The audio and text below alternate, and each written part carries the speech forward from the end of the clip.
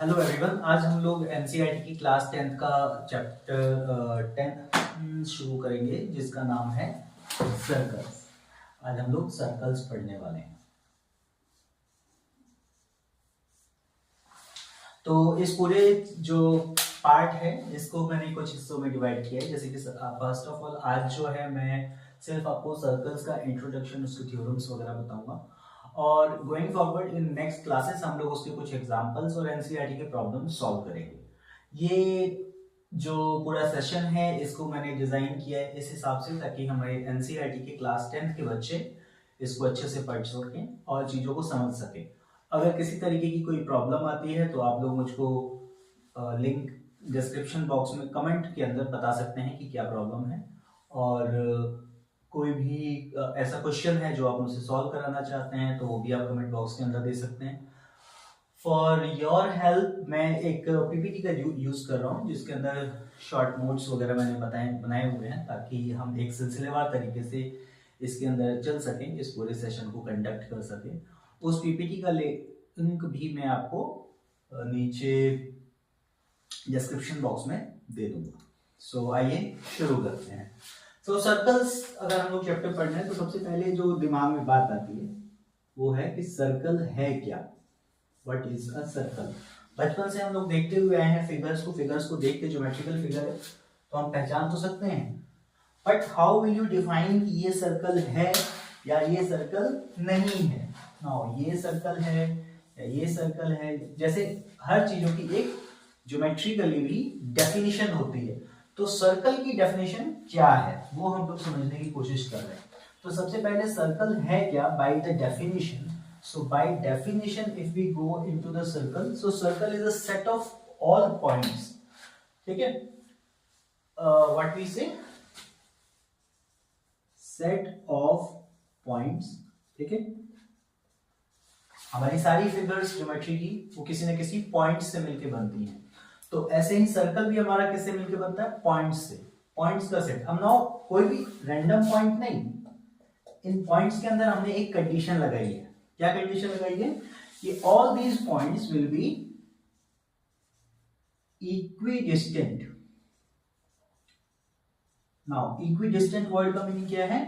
ये दो हिस्सों से बनना है, equi and distant. The word distant means distance, यानी कि हिंदी में हम इसको कहें तो दूरी, और equi word is used from comes from equal. Equal यानी कि बराबर। सो बराबर डिस्टेंस। ठीक है? तो इक्वी डिस्टेंस मतलब बराबर डिस्टेंस। तो वो सारे पॉइंट्स जो बराबर डिस्टेंस पे हैं, किससे? From a fixed point. किसी भी इमेज के अंदर प्लेन के ऊपर कोई फिक्स्ड पॉइंट है, उस पॉइंट से सारे पॉइंट्स जब एक सेम डिस्टेंस पर होते हैं तो जो इमेज बनती है उन सेट को मिलाकर उसको हम क्या बोलते हैं? सर्कल। थोड़ा सा इसको ग्राफिकली समझते हैं। तो ये मेरा एक सपोज फिक्स्ड पॉइंट है।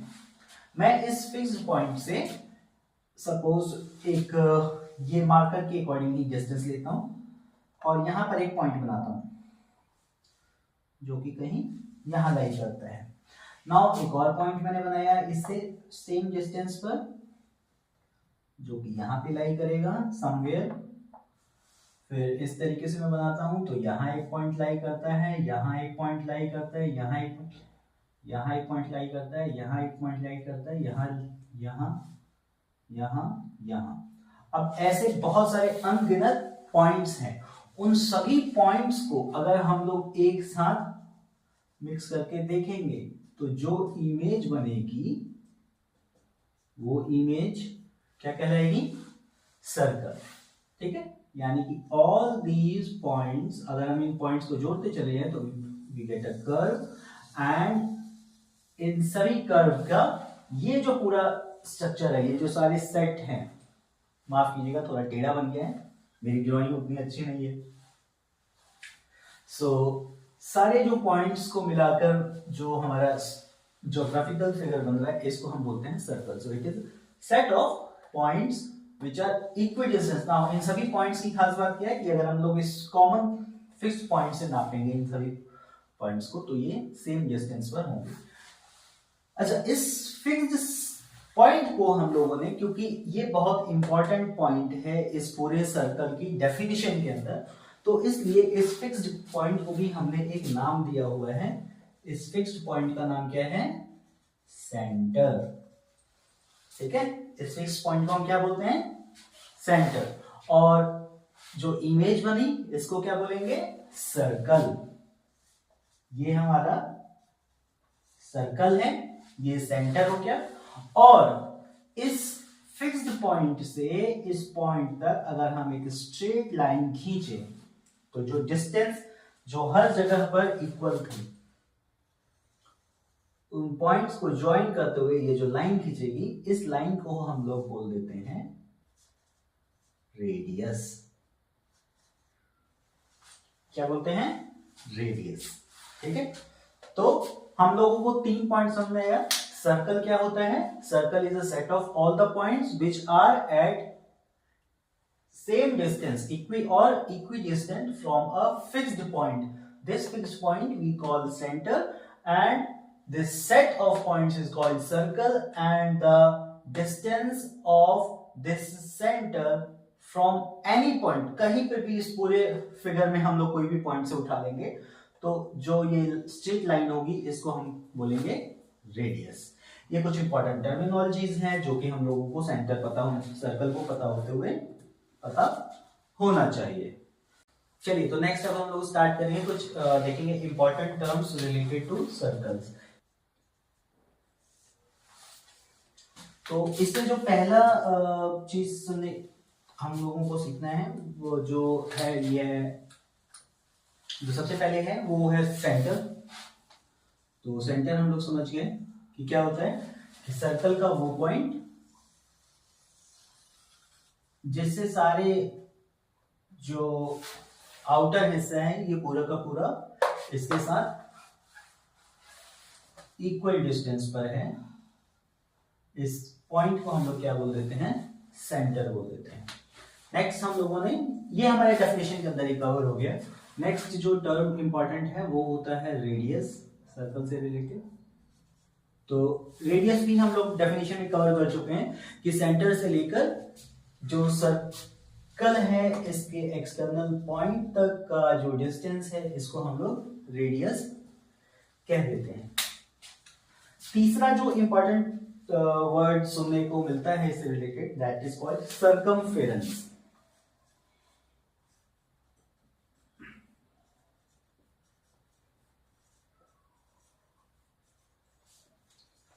ये सर्कमफेरेंस जो है ये हमारे एनसीईआरटी के इस चैप्टर 10 के अंदर नहीं दिया हुआ, बट मैंने इसको एडिशनली अलग से ऐड किया है। क्यों? बिकॉज ये बहुत ही इंपॉर्टेंट पॉइंट है। सर्कमफेरेंस क्या होता है? Circumference is this outer boundary. ये जो सर्कल है इसकी जो आउटर बाउंड्री एक फॉर्म हो रही है, इस बाउंड्री को ही हम लोग सर्कमफेरेंस कह देते हैं। ठीक है, तो सर्कमफेरेंस क्या है? ये आउटर बाउंड्री को हम लोग सर्कमफेरेंस कहेंगे। सेंटर कहेंगे उस पॉइंट को जहां से हम लोग सेंटर के सर्कल को बनाने के लिए इक्वल डिस्टेंस पे हमने रेडियस खींचा है, और रेडियस यहां से लेकर यहां तक की डिस्टेंस को हम लोग रेडियस बोलते हैं। देन एक बहुत ही इंपॉर्टेंट टर्म जो इससे रिलेटेड आता है सुनने में वो है डायमीटर। सो डायमीटर क्या होता है कि डायमीटर होता है, ओके, डायमीटर को पढ़ने से पहले हम लोग एक और टर्म को पढ़ेंगे, दैट इज कॉल्ड, मैं उसको बोलूंगा कॉर्ड। नाउ ये कॉर्ड क्या है इसको समझते हैं थोड़ा सा। कॉर्ड को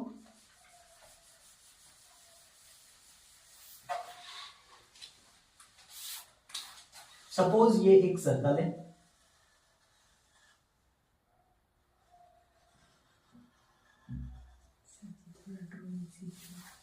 और ये इसका है, सॉरी, ये है इस सर्कल का सेंटर। तो अगर मैं इस सर्कल के सर्कमफेरेंस पर किसी भी दो पॉइंट्स को आपस में ज्वाइन कर देता हूं, लाइक दिस और दिस, चाहे ये हो चाहे ये हो, मतलब कोई भी दो पॉइंट्स हैं सर्कल के सर्कमफेरेंस पे, उन दोनों को हम लोग एक स्ट्रेट लाइन से ज्वाइन कर देते हैं। तो इस लाइन को हम लोग क्या बोलते हैं, कॉर्ड बोलते हैं। CHORD, थोड़ा सा मार्कर दिक्कत कर रहे हैं, CHORD, कॉर्ड। इसको क्या बोलते हैं हम लोग, कॉर्ड बोलते हैं। किसको बोलेंगे, सर्कल के सर्कमफेरेंस पे कोई भी दो पॉइंट्स को कनेक्ट करने वाली स्ट्रेट लाइन को बोलते हैं हम लोग कॉर्ड। ठीक है। अब डायमीटर क्या है, डायमीटर, अब अगर हम लोग देखें तो एक सर्कल के अंदर अगर हम लोग मल्टीपल कॉर्ड्स को ड्रॉ करें तो ये भी एक कॉर्ड हुआ, ये भी एक कॉर्ड हुआ, ये भी एक कॉर्ड हुआ, ये भी एक कॉर्ड हुआ, ये भी कॉर्ड हुआ, ये भी कॉर्ड हुआ, ये बहुत सारे कॉर्ड्स इसके अंदर हम लोग ड्रॉ कर सकते हैं। लेकिन क्या सभी कॉर्ड्स की लेंथ सेम है, नहीं है। जो जितना सेंटर से आप जितना दूर चलते चले जाते हैं इस कॉर्ड की लेंथ छोटी होती चली जाती है, और हम लोग सेंटर के जितना पास जा रहे हैं उतना ही ये लेंथ बड़ी होती चली जाती है। और उसको एक बार हमने सेंटर को अगर पार कर दिया तो फिर से ये लेंथ धीरे धीरे धीरे धीरे घटने लगती है। तो अगर हम लोग इस क्रम में देखें तो सबसे लंबी कॉर्ड कौन सी होगी, सबसे लंबी कॉर्ड सर्कल के अंदर होगी जो उसके सेंटर से पास हो रही होगी।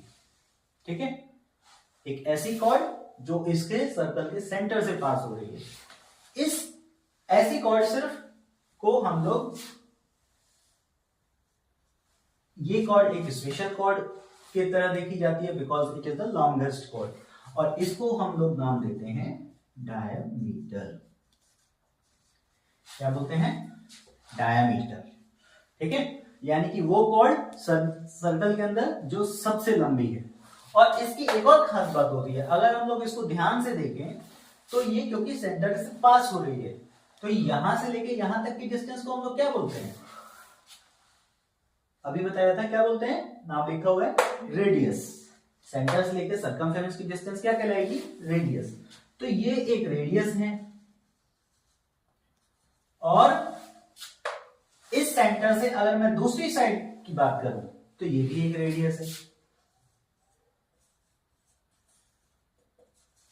ठीक है, एक रेडियस ये हो गया और एक रेडियस ये हो गया। तो अगर हम देखें तो जो डायामीटर है, क्या मैं ये कह सकता हूं कि वो दो रेडियस के बराबर है, अकेला डायामीटर। तो अगर हम डायामीटर को एज अ लेंथ रिप्रेजेंट करें डी से, सपोज कैपिटल डी से यूजुअली हम लोग डिनोट करते हैं, कैपिटल डी मतलब डायमीटर, और रेडियस को अगर मैं कहूं किसी सेंटर सर्कल का आर, सेंटर को मैं इन जनरल ओ से रिप्रेजेंट करता हूं, तो आर अगर रेडियस की डिस्टेंस है तो डायामीटर दो दो रेडियस के बराबर है। यानी कि मैं इसको इस तरीके से लिख सकता हूं 2 इंटू आर, या सिंपली 2r, ऐसे लिखें या क्रॉस के साथ लिखें, बात एक है। दोनों का मतलब है कि आप रेडियस की जो लेंथ है इसको दुगना कर देंगे तो हमको डायमीटर मिल जाएगा। तो अभी तक हम लोग 5 टर्म्स पढ़े हमने, centre, radius, circumference, diameter and chord. तो जो ये कॉर्ड है ये कोई भी लाइन जो कि दो पॉइंट्स को ज्वाइन करेगी, और diameter is a special chord जिसकी लेंथ सबसे ज्यादा लंबी होगी, and it will pass through the centre and it will be equals to 2 into R. तो इसकी 3-4 प्रॉपर्टीज होती हैं डायमीटर की। अच्छा, अब नेक्स्ट टर्म की तरफ जाते हैं। नेक्स्ट टर्म है हमारा सीकेंट, SECANT।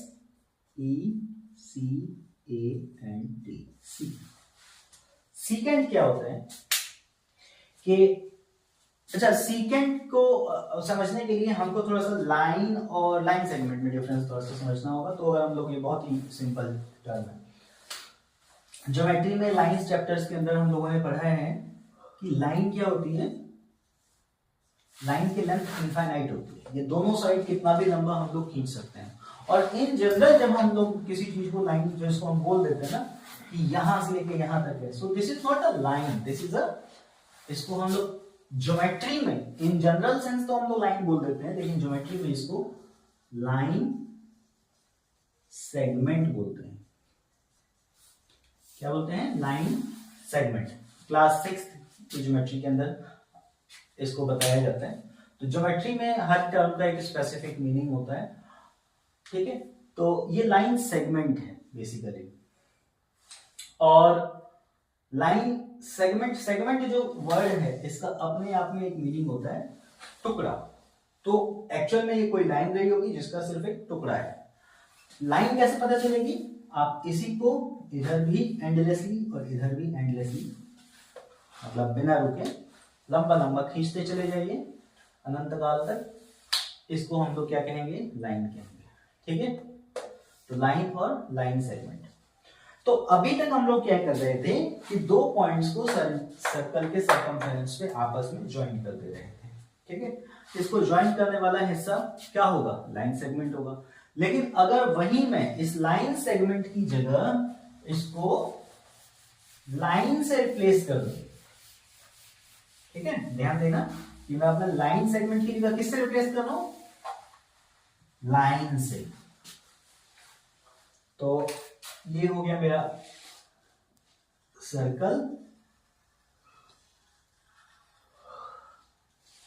और इसको इंटरसेक्ट करते हुए, यानी कि इंटरसेक्ट यानी कट, इसको काटते हुए अगर कोई लाइन आर पार हो जाए तो इस लाइन को हम लोग सेकेंड कहेंगे। क्या कहेंगे? लाइन को हम लोग सेकेंड कहेंगे, ठीक है। तो लाइन को हम लोग सेकेंड कहेंगे। और ये लाइन हमेशा सर्कल को अगर आप ध्यान दोगे तो कम से कम कितने जगह पर कट कर, इंटरसेक्ट कर रही है? 2 जगह पर, ठीक है। 2 जगह पर इसको काटेगी। और अगर सेकेंड और कॉर्ड लगभग लगभग सेम से हैं, अगर मैं सिर्फ इसको लाइन की जगह पे लाइन सेगमेंट बना दूं तो ये कॉर्ड हो जाएगा, अदरवाइज ये सेकेंड हुआ। अदरवाइज हम इसको क्या बोलेंगे? सेकेंड करेंगे, ठीक है। अभी ये सेकेंड है, और अगर मैं इसके इस हिस्से को मिटा दूंगा तो ये कॉर्ड निकल आएगा। तो कॉर्ड और सेकेंड लगभग लगभग सेम है। बट सेकेंड जो है वो एक तरीके से आउटसाइड लाइन है, और मतलब एक लाइन है और एक ये सेंटर है। बेसिकली हम यहाँ पे समझना ये चाहते हैं कि ये पॉसिबल है कि ये पूरा एक प्लेन हो, इस प्लेन के अंदर ही मैं एक सर्कल यहां बना देता हूं और एक लाइन यहां बना देता हूं। नाउ इस लाइन में और इस सर्कल के बीच में जब कोई इंटरसेक्शन नहीं हो रहा है इस प्लेन के अंदर, तो इन दोनों के बीच में कोई खासियत नहीं है, कोई इंटरेक्शन नहीं है। लेकिन देयर इज अ पॉसिबिलिटी कि ये बहुत सारे ऐसे बहुत सारे लाइंस होंगी इस प्लेन के अंदर। कुछ लाइंस ऐसी होंगी जो इसको इंटरसेक्ट करते हुए जा रही होंगी, कुछ लाइन ऐसी होंगी जो इसको सिर्फ टच करते हुए जा रही होंगी, कुछ लाइन ऐसी होंगी जो कहीं से भी नहीं जा रही होंगी। कहीं से भी नहीं जा रही होंगी वो हमारे सिलेबस में नहीं है, सो हमको पढ़ना नहीं है। लेकिन अगर कोई लाइन प्लेन के अंदर इस सर्कल को इंटरसेक्ट करते हुए निकल जाती है तो उसको हम लोग सेकेंड कहते हैं, ठीक है। सेकेंड समझ में आ गया। अब ये सेकेंड हमारे साथ सर्कल को 2 पॉइंट्स पर इंटरसेक्ट करेगा। अब अगर ये मैं इसको देखूं तो इसको अगर कोई सेकंड इससे जितना दूर होता चला जाएगा उतना इसको पास करता रहेगा। और देयर इज अ पॉसिबिलिटी कि हम एक ऐसे पॉइंट पे पहुंचे जहां ये इसको 2 पॉइंट पर इंटरसेक्ट ना करके सिर्फ एक पॉइंट पर, किसी इसके सर्कल के किसी एक पॉइंट पर टच करके इसको पार निकल जाए। ऐसे केस में हम लोग इस लाइन को सेकंड ना कह के टेंजेंट कहते हैं। क्या कहते हैं? टेंजेंट। इसको कहते हैं टेंजेंट। ठीक है, तो ये इंपॉर्टेंट टर्म्स थी जो कि हमको चैप्टर में बार बार यूज करनी है। सर्कल, रेडियस, सर्कमफेरेंस कभी कभी यूज हो भी सकता है, नहीं भी हो सकता है। Diameter, chord, secant and tangent. हमने ये सातों जो टर्म्स हैं, जो इंपॉर्टेंट टर्म्स हैं, इससे रिलेटेड पूरी डेफिनेशंस वगैरह सारी चीजों को समझ लिया है। उम्मीद करता हूं आपको ये समझ में आया होगा। अब हम नेक्स्ट टॉपिक पर चलते हैं।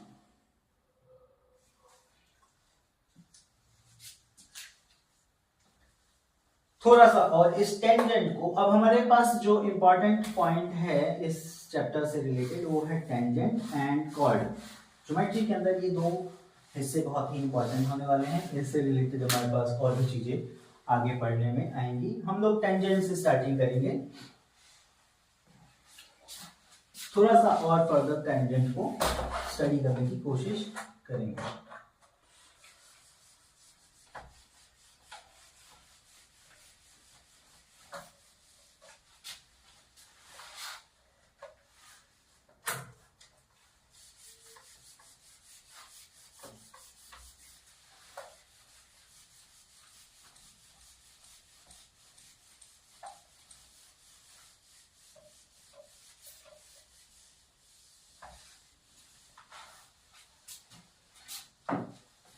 अच्छा, टेंजेंट को पढ़ने से पहले हम लोग थोड़ा सा और सर्कल के बारे में समझते हैं कुछ चीजें। बचपन में एक बहुत ही कॉमन एक्सरसाइज हुआ करती थी पॉइंट्स को पहचानने की, उसको आज हम फिर से करने जा रहे हैं। एक अगर कोई भी फिगर है, मान लेते हैं जैसे सेंटर है, तो इस पूरे बोर्ड के ऊपर इनफाइनाइट नंबर ऑफ पॉइंट्स हैं।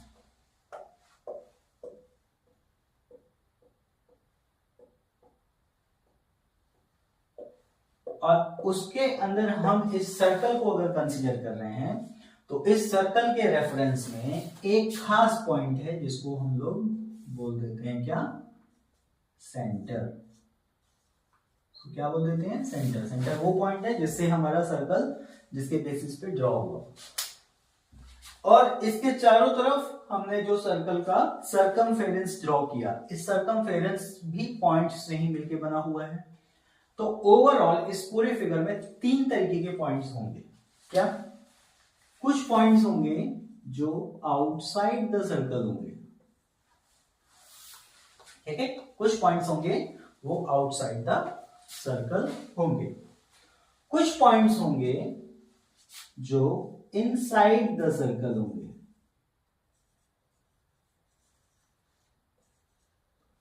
कुछ पॉइंट्स इस सर्कल के बाहर होंगे जैसे कि ये सब जो मैंने बनाए हैं, और कुछ पॉइंट्स इनसाइड द सर्कल होंगे जैसे कि ये सब जो मैंने बनाए हैं।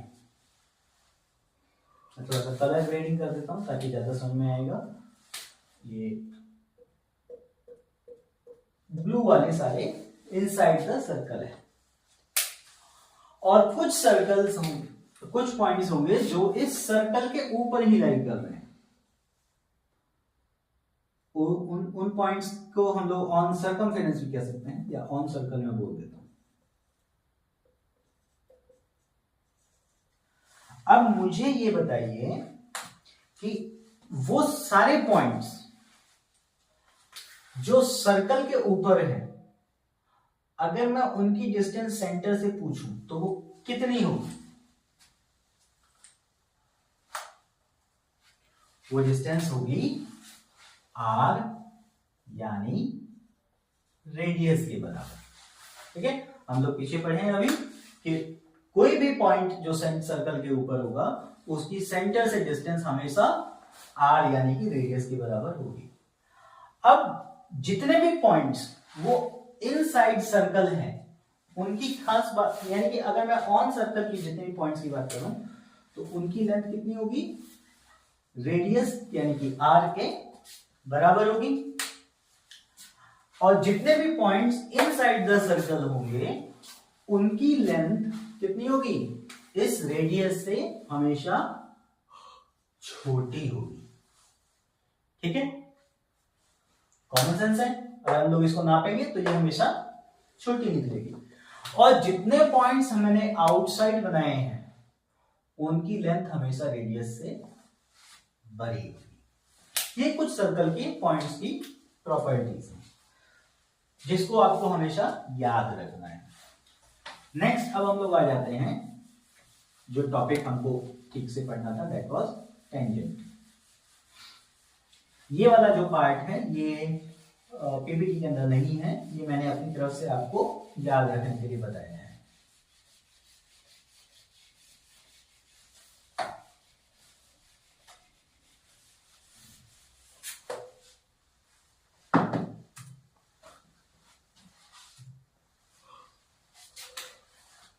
सो हमारा नेक्स्ट टॉपिक है टेंजेंट टू अ सर्कल। तो समझते हैं कि अगर ये एक सर्कल है जिसका सेंटर O है, तो टेंजेंट की मैंने बाय डेफिनेशन क्या बोला था कि कोई भी एक लाइन जो इसको किसी भी एक पॉइंट पर टच करते हुए निकल जाएगा, यानी कि वो इसको इंटरसेक्ट नहीं कर रहा है, सिर्फ सिंगल पॉइंट पर टच कर रहा है, तो उसको हम लोग क्या बोलेंगे, उस लाइन को क्या बोलेंगे, उस लाइन को हम लोग बोलेंगे टेंजेंट। ठीक है, तो सपोज अगर मैं ये एक लाइन ड्रॉ करूं जो कि इसको इस P पॉइंट पर टच करते हुए निकल जा रहा है, तो इस लाइन को मैं टेंजेंट बोलूंगा और ये T से रिप्रेजेंट होता है। ठीक है, तो T will be a tangent to this circle. What we will say? We will say T is a tangent to this circle. So tangent की definition क्या है? A line that touches the circle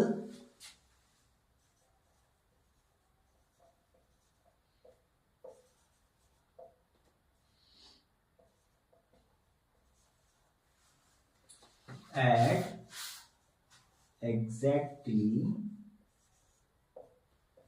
one point। ठीक है, सिर्फ एक point पर touch करना चाहिए, उस लाइन को हम क्या बोलेंगे, टेंजेंट। अच्छा, अगर उस लाइन को हम लोग टेंजेंट बोलते हैं तो उस पॉइंट को क्या बोलेंगे जहां ये टच हुआ है? That point has a technical name. This point is called the point at which the tangent touches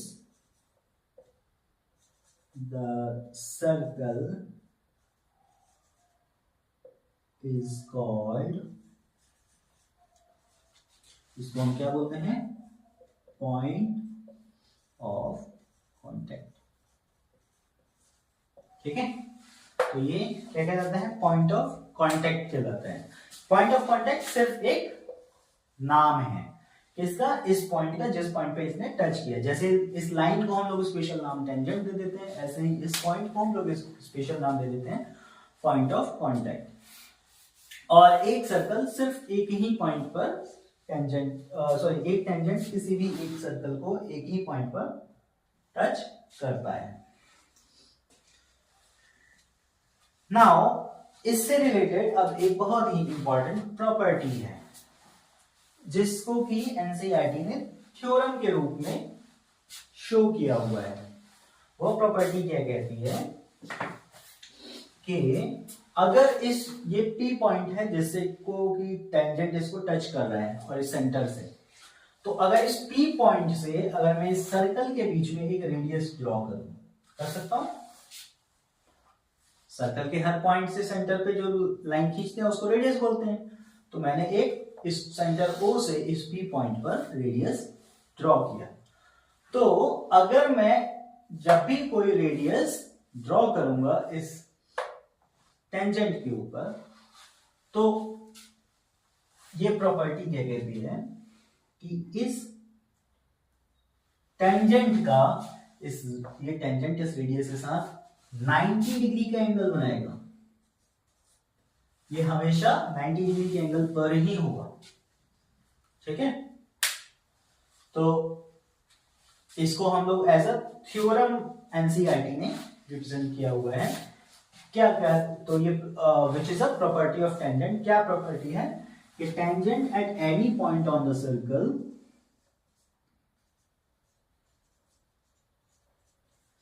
at any point on circle is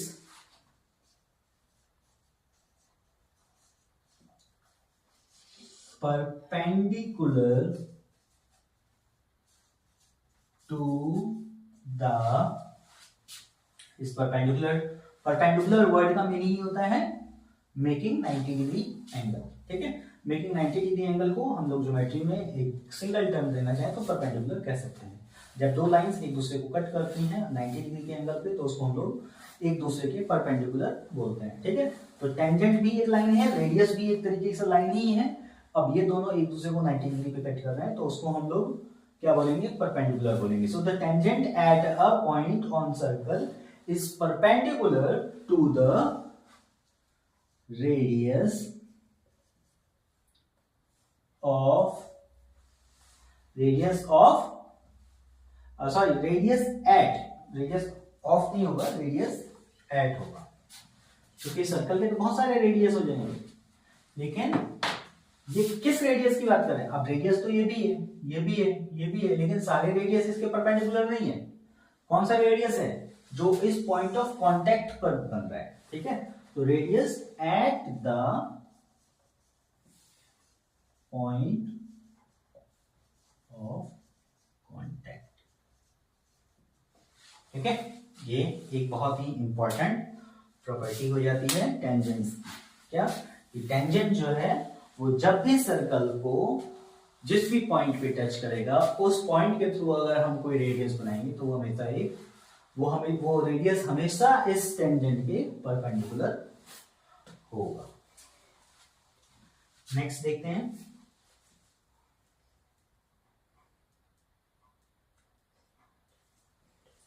इसी प्रॉपर्टी को थ्योरम 10.1 के रूप में एनसीईआरटी ने दिया हुआ है, जिसको जब हम लोग थ्योरम्स को सॉल्व करेंगे और प्रूफ करेंगे तो उस वक्त हम लोग इसको देखेंगे। मैं इस पार्ट को स्किप कर रहा हूं। नेक्स्ट, नंबर ऑफ अगर टेंजेंट्स की बात करें,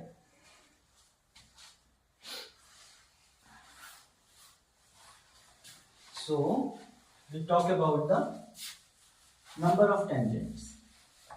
सो नाउ टेंजेंट जो है वो डिपेंड करता है किस पे, पॉइंट्स के ऊपर। ठीक है, टेंजेंट की हमने डेफिनेशन क्या पढ़ी कि वो सर्कल को किसी एक सिंगल पॉइंट पर टच करेगा।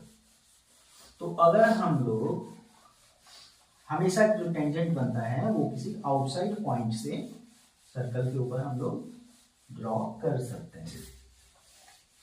ये कंस्ट्रक्शन के अंदर भी क्वेश्चन आता है जिसके अंदर इस प्रॉपर्टी का हम लोग इस्तेमाल करते हैं। ठीक है, कि जहां पे आपको कभी कभी क्या होगा कि एक सर्कल बना देगा, सपोज ये एक सर्कल दिया है आपको जिसका सेंटर O है और यहां कोई पॉइंट P है।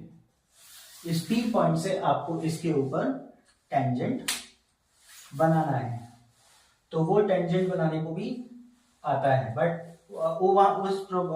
उस समय उस टेंजेंट के कंस्ट्रक्शन के लिए हम लोग इसी प्रॉपर्टी का टेंजेंट की इस्तेमाल करते हैं। बट एनीवेज अभी हमको जो पढ़ना है वो देखना है कि नंबर ऑफ टेंजेंट्स क्या है। नाउ एक लाइन जो होगी, समझिए कि लाइन हमेशा दो पॉइंट से डिफाइन होती है। किसी भी लाइन को डिफाइन करने के लिए कम से कम आपको दो पॉइंट्स चाहिए उस लाइन पे, और अगर एक पॉइंट हमको दिया हुआ है तो वहां से हम कोई दूसरी लाइन एक पॉइंट से पास होते हैं ना। लाइन की हमने क्लास 6th ज्योमेट्री है तो कुछ भी नया नहीं है कि अगर एक कोई भी पॉइंट है तो उसके अंदर से मैं चाहूं तो n नंबर ऑफ, मतलब बहुत सारे इनफाइनाइट नंबर ऑफ लाइंस को पास आउट कर सकता हूं। तो हम किस लाइन की बात कर रहे हैं, और वो सारे डिफरेंट एंगल्स पे हो सकते हैं।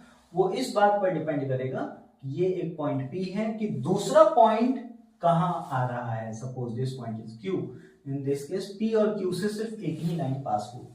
ठीक है, ये 6th क्लास ज्योमेट्री है, लाइंस एंड एंगल्स जब हम लोग पढ़ते हैं तो वहां पे हम लोग पढ़ते हैं कि दो पॉइंट से सिर्फ और सिर्फ एक ही लाइन पास हो सकती है। तो इसलिए अगर हमें किसी टेंजेंट को फिक्स करना है तो हमेशा उस टेंजेंट का नाम लिखते वक्त हम लोग कम से कम दो पॉइंट्स का रेफरेंस देते हैं।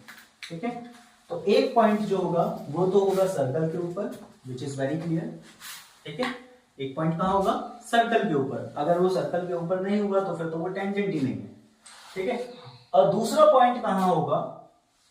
दूसरा पॉइंट मैंने जैसे कि बताया वो आउटसाइड द सर्कल हो सकता है, इनसाइड द सर्कल भी हो सकता है, या ऑन द सर्कल भी हो सकता है ना। तो ऑन द सर्कल तो वो हो ही नहीं सकता, क्योंकि ऑन द सर्कल जब भी वो होगा तो इन दैट केस वो जो लाइन है ऑन द सर्कल, तो वहां से सिर्फ एक ही टेंजेंट, वो पॉइंट ऑफ कांटेक्ट कहलाएगा। सो अगर कोई आउटसाइड द सर्कल है पॉइंट, वहां से हम लोग जब भी कोई टेंजेंट ड्रॉ करेंगे इस सर्कल के ऊपर, तो सिर्फ दो टेंजेंट्स ड्रॉ हम कर सकते हैं। माफ कीजिएगा, ये थोड़ा टेढ़ा हो गया। यानी कि कहने का मीनिंग क्या है कि इस P पॉइंट से अगर मैं इस सर्कल के ऊपर टेंजेंट ड्रॉ करना चाहता हूं तो there are only two possible tangents. ठीक है, say Q and say this point is R, so PQ and PR। लेकिन अगर कोई पॉइंट मुझको इस सर्कल के ऊपर ही दे दिया है और बोले कि वहां से टेंजेंट ड्रॉ करो, तो वहां से कितने टेंजेंट ड्रॉ हो सकते हैं? सिर्फ और सिर्फ एक। क्यों? सेम प्रॉपर्टी जो पीछे हमने पढ़ी, यहां से यहां तक अगर हम लोग रेडियस ड्रॉ करेंगे तो इस रेडियस पर 90 डिग्री एंगल पे सिर्फ एक ही लाइन पॉसिबल है इस प्लेन के अंदर। ना आउटसाइड द प्लेन हो सकता है, वो 3 डायमेंशन के अंदर आ जाएगा, बट 2 डायमेंशन की फिगर्स के अंदर, जो कि हमारे स्कोप में नहीं है 3 डायमेंशन, 2 डायमेंशंस के अंदर सिर्फ और सिर्फ एक ही टेंजेंट पॉसिबल है, and it is because of that filter property जो हमने पढ़ा कि अगर ये रेडियस है तो इसके ऊपर सिर्फ 90 डिग्री के अंदर मतलब एक ही हो सकता है। क्या अगर मैं कोई पॉइंट इनसाइड लूं, से दिस इज ए, और ए पॉइंट से मैं डायग्राम मतलब टेंजेंट ड्रॉ करना चाहता हूं तो कर सकता हूं? Answer is no. अगर कोई पॉइंट इनसाइड द सर्कल है तो वहां से टेंजेंट ड्रॉ नहीं किया जा सकता, बिकॉज डेफिनेटली वो उस, अगर कोई पॉइंट इनसाइड द सर्कल है तो उससे पास होने वाली लाइन सर्कल को दो पॉइंट्स पर इंटरसेक्ट करेगी, और इन दैट सिनेरियो ये एक सेकेंड बनेगा, टेंजेंट नहीं बन पाएगा। ठीक है, सो नंबर ऑफ टेंजेंट्स की अगर हम बात करें तो कोई भी अगर एक पॉइंट आउटसाइड द सर्कल है तो वहां से हम मैक्सिमम 2 टेंजेंट बना सकते हैं। अगर वो पॉइंट ऑन द सर्कल दिया हुआ है तो हम उससे सिर्फ एक टेंजेंट बना सकते हैं, और अगर पॉइंट्स इनसाइड द सर्कल दिया हुआ है तो उससे कोई टेंजेंट बनाना पॉसिबल नहीं है। नाउ अब इसी से जुड़ी हमारी टेंजेंट से दूसरी प्रॉपर्टी आती है। सेकेंड प्रॉपर्टी क्या आती है कि अगर ये पॉइंट P आउटसाइड दिया हुआ है और हमने Q और R दो टेंजेंट्स ड्रॉ किए इस सेम पॉइंट P से, तो इस टेंजेंट की लेंथ यानी कि PQ और इस टेंजेंट की लेंथ यानी कि PR, ये दोनों लेंथ इक्वल होंगी। ठीक है, ये हमारी टेंजेंट्स की सेकंड प्रॉपर्टी है कि अगर कोई पॉइंट आउटसाइड द सर्कल दिया हुआ है और वहां से हम उस सर्कल के ऊपर टेंजेंट बनाना चाह रहे हैं, जो कि सिर्फ 2 बन सकते हैं, अभी जो हमने प्रॉपर्टीज नंबर ऑफ टेंजेंट्स के बेसिस पे पढ़ा, तो वो दोनों जो टेंजेंट्स बनेंगे उनकी लेंथ हमेशा इक्वल होगी। So this is a property also, जो कि अगेन थ्योरम 10.2 के रूप में आपको एनसीईआरटी के अंदर दी हुई है। मैं इसको भी नोट कर देता हूं जो आपको याद रखना है प्रॉब्लम सॉल्व करने के लिए। Length of tangents, lengths of tangents drawn from a point outside the outside the circle.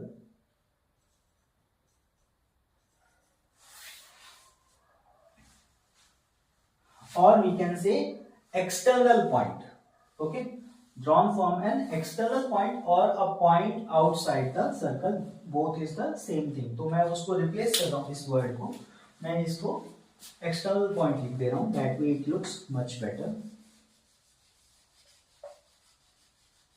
So from an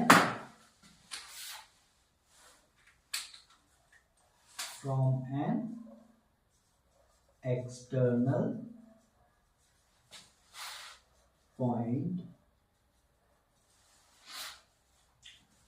to a circle.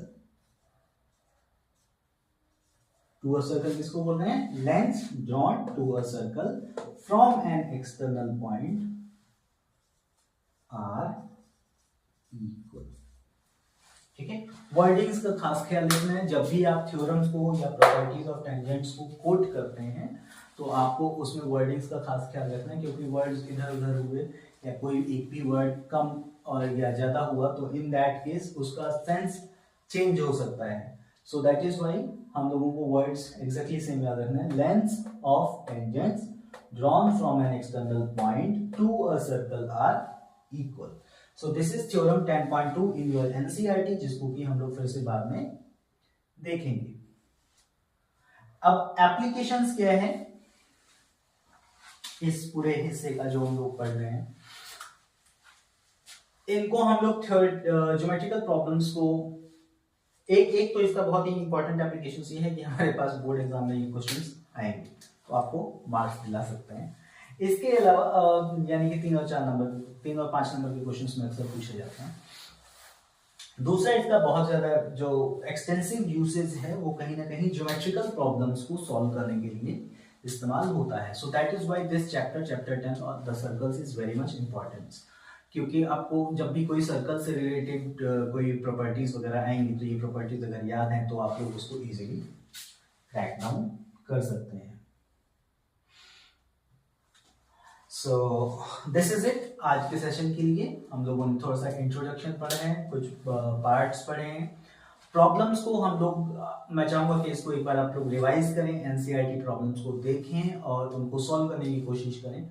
मैं भी आपको सॉल्व कराऊंगा इन पूरे सेक्शन, इस पूरे सीरीज के अंदर, जिसके अंदर हम लोग इस चैप्टर के सारे एक एक क्वेश्चंस को, उसके एग्जांपल प्रॉब्लम्स को भी सॉल्व करने की कोशिश करेंगे. और it will be my recommendation कि आप एनसीईआरटी प्रॉब्लम्स के साथ साथ, क्योंकि बोर्ड एग्जाम्स अब पास आ रहे हैं, तो प्रीवियस ईयर्स क्वेश्चंस को भी डाउनलोड करें या जहां से भी आपको रेफर करें और वहां से प्रीवियस ईयर्स क्वेश्चंस को निकालें, उनको सॉल्व करें. ड्यूरिंग दिस जर्नी मेरी कोई भी हेल्प चाहिए आपको तो आप मुझे कमेंट बॉक्स में डाल सकते हैं कि आपको अगर कोई प्रॉब्लम नहीं सॉल्व हो रहा है तो दैट वे मैं उसमें आपकी हेल्प जरूर करूंगा. So thank you very much. अगर वीडियो अच्छा लगे तो एक बार लाइक भी कर देना. Thank you. बाय.